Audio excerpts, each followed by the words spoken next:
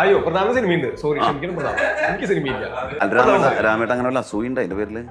അല്ലാതെ തമ്മിലുള്ള പ്രശ്നം അത് ഒരു ത്യാഗം മതി, കുറച്ച് തമാശ എങ്ക പോകും വഴികൾ കാൽകൾ അഴക്കരുതേ. അല്ല, എപ്പോഴെങ്കിലും നമ്മൾ ഈ നാടകം കളിക്കുന്ന സമയത്ത് നമ്മൾ എന്തെങ്കിലും മറ്റൊരു ജോലിക്ക് പോകണം അങ്ങനെ തോന്നിയിട്ടുണ്ടാവല്ലോ?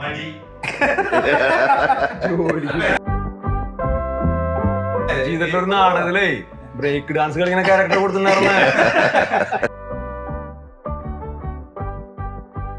അപ്പൊ നിങ്ങൾ മൊത്തം ശരിക്കും പറയുകയാണെങ്കിൽ നാടകമായിട്ട് ഇന്ത്യ ഒട്ടുക്കൊക്കെ ഇറങ്ങിയിട്ടുണ്ടായിരിക്കും. പിന്നെ പുറത്തൊക്കെ പോയിട്ടുണ്ട്. ഇന്ത്യ വിട്ട് പുറത്ത് പോയിട്ടില്ല. ഇന്ത്യ വിട്ട്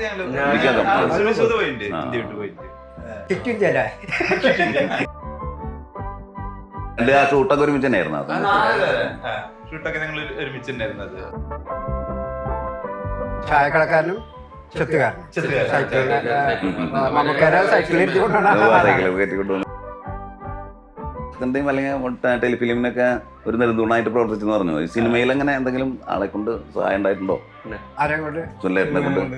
സൂര്യ കൊണ്ടുള്ള സഹായം.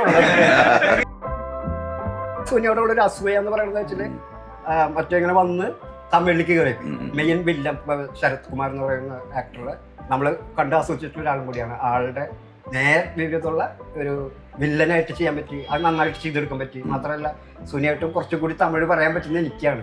ഞാനിങ്ങനെ ആലോചിക്കും, എനിക്കെന്താ തമിഴ് പോകാൻ പറ്റുന്നില്ല.